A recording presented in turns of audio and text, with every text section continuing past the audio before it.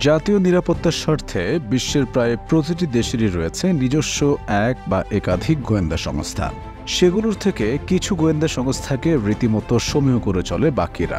তাদের মধ্যে অন্যতম হল আমেরিকার গোয়েন্দা সংস্থা সিআইএ।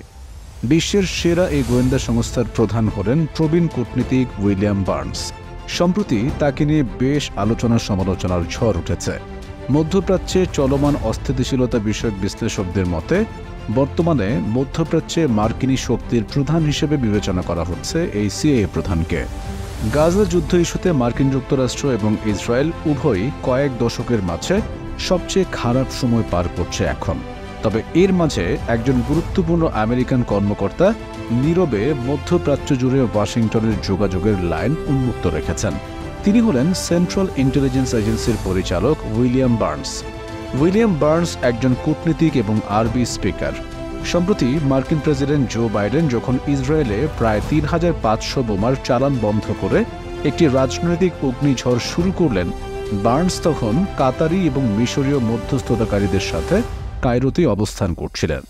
তিনি পৌঁছানোর কয়েক ঘণ্টার মধ্যেই মুক্তিকামী সংগঠন হামাসের পক্ষ থেকে একটি প্রতিনিধি দল সেখানে পৌঁছায় যুদ্ধবিরতি ও জিম্মি মুক্তির বিষয়ে আলোচনার জন্য। দুদিনের আলোচনা শেষে জানা যায় হামাস উক্ত যুদ্ধবিরতি চুক্তিতে সম্মতি দিয়েছে। চলতি বছরের শুরুর দিকে মার্কিন যুক্তরাষ্ট্রের পক্ষ থেকে জানানো হয়, গাজায় ইসরায়েলের নৃশংসতায় বিপুল সংখ্যক বেসামরিক মানুষ নিহত হওয়ার প্রেক্ষাপটে যুক্তরাষ্ট্রের কেন্দ্রীয় তদন্ত সংস্থা সিআইএর প্রধান উইলিয়াম বার্নসকে সক্রিয় হতে বলা হয়েছে।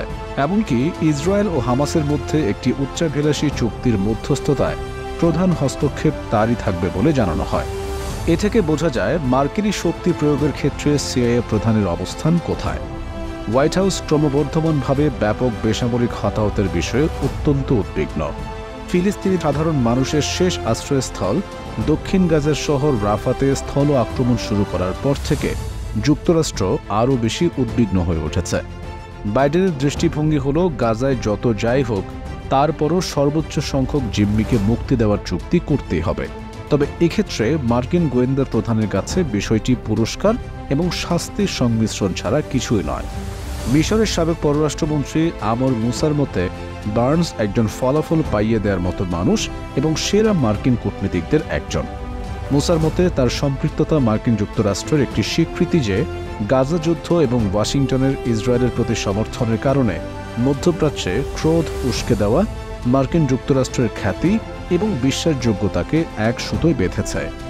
বার্নস গত বছরের শেষের দিকে সপ্তাহব্যাপী যুদ্ধবিরতির অনুমোদন প্রাপ্তির ক্ষেত্রে একটি অবিচ্ছেদ্য ভূমিকা পালন করেছিল, যার ফলে উভয় পক্ষের কয়েক ডজন বন্দীকে মুক্তি দেওয়া সম্ভব হয়েছিল।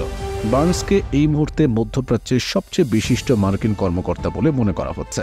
বিশ্লেষকদের মতে এখন জিম্মিদের মুক্তি এবং যুদ্ধবিরতি চুক্তি এবং একই সাথে সহিংসতার অবসান যদি কেউ ঘটাতে পারে, সেক্ষেত্রে বার্নসই একমাত্র পূর্ণ বিশ্বস্ততার অধিকারী।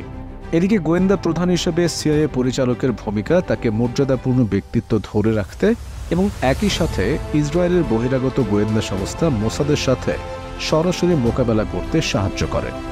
মধ্যপ্রাচ্যে বছরের পর বছর সম্পর্কযুক্ত স্টেট ডিপার্টমেন্টের একজন প্রবীণ কর্মকর্তা হিসেবে বার্নসের হোয়াইট হাউসের সাথে সরাসরি যোগাযোগ রয়েছে।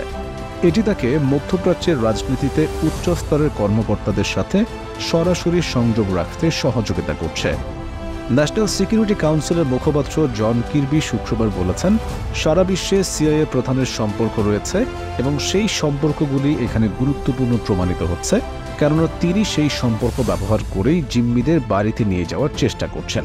এছাড়া কিছুদিন আগে যখন বাইডেন প্রশাসন ইসরায়েলের উপর চাপ বৃদ্ধি করার খাতিরে অস্ত্র চালান বন্ধ করে দিল, ঠিক তখনই ইসরায়েলি কর্মকর্তারা বাইডেনের সিদ্ধান্তের পরিপ্রেক্ষিতে ক্ষোভে ভরা প্রতিক্রিয়া প্রদর্শন করে।